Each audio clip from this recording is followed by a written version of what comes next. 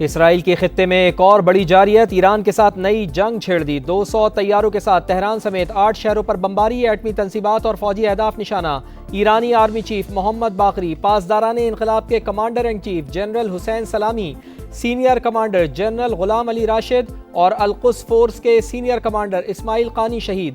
Doctor تہرانچی سمیت 6 ایٹمی سائنسدان اور جوہری پروگرام کے سربراہ علی شمخانی بھی شہداء میں شامل۔ صہیونی فوج کے حملے میں 5 شہری بھی جام شہادت نوش کر گئے، بچوں اور خواتین سمیت 50 زخمی۔ نتنز میں ایٹمی پلانٹ تباہ، تبریز میں ایٹمی ریسرچ سینٹر اور 2 فوجی مراکز پر بھی حملے۔ تبریز میں ایئرپورٹ پر تازہ حملے، ایران نے فضائی حدود بند کر دیں۔ امام خمینی ایئرپورٹ پر تمام پروازیں معطل، ملک بھر میں ایمرجنسی کا نفاذ۔ اردن، عراق اور شام نے اپنی فضائی حدود بند کر دیں۔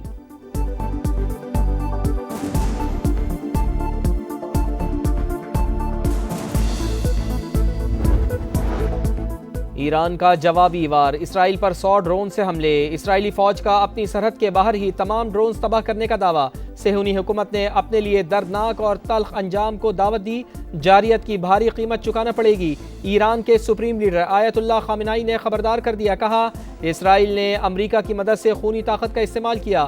میجر جنرل عبدالرحیم موسوی نئے آرمی چیف اور جنرل احمد واحدی پاسداران انقلاب کے نئے سربراہ مقرر۔ ایرانی وزیر خارجہ عباس عراقچی کہتے ہیں جارحیت کا جواب دینا ایران کا قانون اور جائز حق ہے، پوری عسکری قوت دکھانے سے نہیں ہچکچائیں گے۔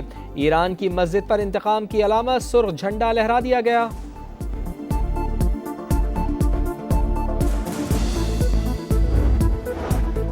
پاکستان کی ایران پر اسرائیلی حملے کی شدید مذمت، وزیر اعظم میاں شہباز شریف نے حملہ بلا اشتعال قرار دے دیا، جانی نقصان پر ایرانی عوام سے ہمدردی کا اظہار، کہا اسرائیلی حملہ سنگین، انتہائی غیر ذمہ دارانہ اور باعث تشویش ہے، خطہ مزید خطرات سے دوچار ہوگا، بین الاقوامی برادری اور اقوام متحدہ فوری اقدامات اٹھائیں۔ صدر مملکت آصف علی زرداری نے کہا اسرائیلی حملہ ایران کی خود مختاری اور علاقائی سالمیت کی کھلی خلاف ورزی ہے، قیمتی جانوں کے ضیاع پر ایرانی عوام کے ساتھ گہری ہمدردی کا اظہار کرتے ہیں، عالمی برادری اور اقوام متحدہ جارے ملک کا احتساب کرے۔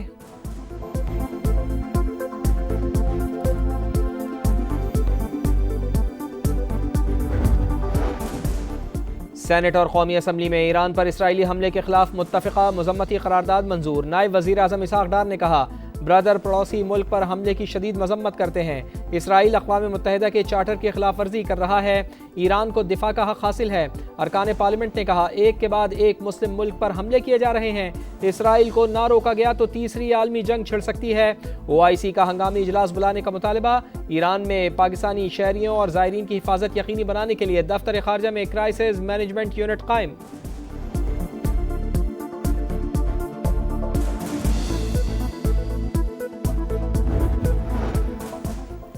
امریکہ اسرائیل کی مدد میں کھل کر سامنے آ گیا، صدر ڈونلڈ ٹرمپ کہتے ہیں ایران نے جوابی کارروائی کی تو اپنا اور اسرائیل کا دفاع کریں گے، ایران کو ایٹمی ہتھیار حاصل نہیں کرنے دیں گے، مذاکرات کی میز پر دوبارہ بیٹھنا چاہتے ہیں۔ ڈونلڈ ٹرمپ نے امریکی کابینہ کا اجلاس بھی طلب کر لیا۔ وزیر خارجہ مارکو روبیو نے واضح کیا امریکہ ایران کے خلاف کارروائی کا حصہ نہیں، ہماری ترجیح خطے میں امریکی افواج کا تحفظ ہے۔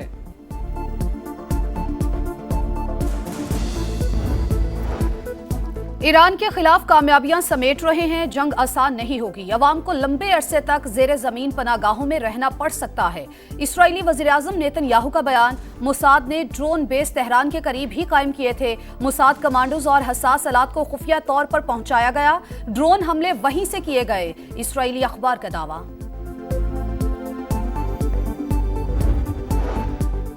ایران کی تشویشناک صورتحال پر نظر ہے، ایٹمی تنصیبات میں ریڈیشن معمول کے مطابق ہے، عالمی ایٹمی توانائی ایجنسی کا ایران کی جوہری تنصیبات پر حملے کے بعد رد عمل۔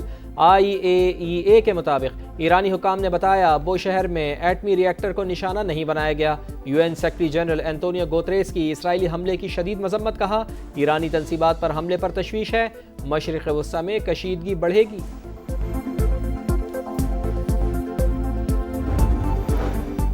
सऊदी अरब की जानिब से ईरान पर इसराइली हमले की शदीद मजम्मत। सऊदी वजीर खारजा फैसल बिन फरहान का ईरानी हममनसब से टेलीफोनिक राबता। हमले के बाद की सूरत हाल पर तबादला ख्याल। सऊदी वजारत खारजा ने इसराइली हमला बैनुल अक़वामी क़वानीन की खिलाफवर्जी करार दिया। अक़वाम मुत्तहिदा से फौरी इक़दाम का मुतालबा। मुत्तहिदा अरब अमारात, कतर और ओमान की भी इसराइली जारहियत की शदीद मजम्मत। चीनी तर्जुमान ने कहा, इसराइली हमले के बदतरीन असरात पर गहरी तशवीश है।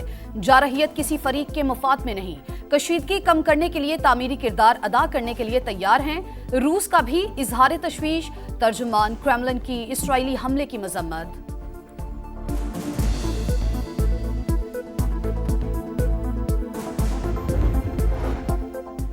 ईरान पर हमलों के बाद खाम तेल की कीमतों में 10% इजाफा। ब्रेंट खाम तेल $76 फी बैरल पर पहुंच गया। WTI की कीमत $75 फी बैरल हो गई। पाकिस्तान स्टॉक मार्केट पर भी मनफी असर। 2000 से ज़ायद पॉइंट्स की कमी। मार्केट 1,23,000 और 24,000 की हदें गंवा बैठी।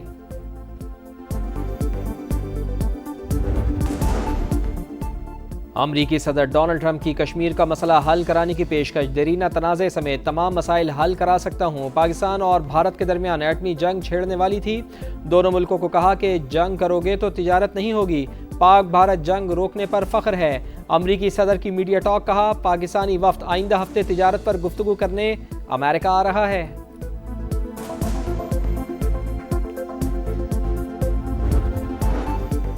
सिंध का 3,451 अरब से ज्यादा का बजट आज पेश किया जाएगा। सूबाई काबीना ने बजट तजावीज की मंजूरी दे दी। सरकारी मुलाजमीन की तनख्वाहों में 10 से 20% इजाफे का इम्कान। वजीर आला मुराद अली शाह ने कहा, अवामी तरजीहात को मद्देनजर रखते हुए बजट पेश किया जाएगा।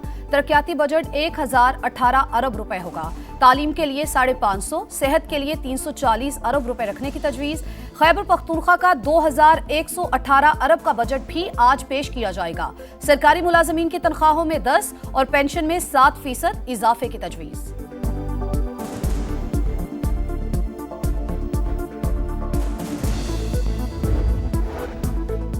भारत में मुसाफिर तैयारा हादसे की तहकीकात जारी। भारतीय वज़ीर आज़म नरेंद्र मोदी का जाए हादसा का दौरा। हलाक मुसाफिरों के लवाहिकीन से हमदर्दी और अफसोस का इजहार।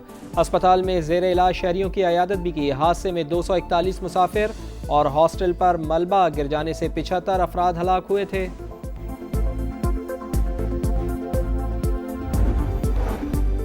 अक़वाम मुत्तहिदा जनरल असम्बली का गजा में फौरी और मुस्तकिल जंगबंदी का मुतालबा। जनरल असम्बली में 149 वोटों के साथ गजा से मुतालिक करारदाद मंजूर। 12 मुमालिक ने करारदाद की मुखालफत में वोट दिया। 19 ने राय शुमारी में हिस्सा नहीं लिया। पाकिस्तान करारदाद पेश करने और उसके हक में वोट देने वालों में शामिल था।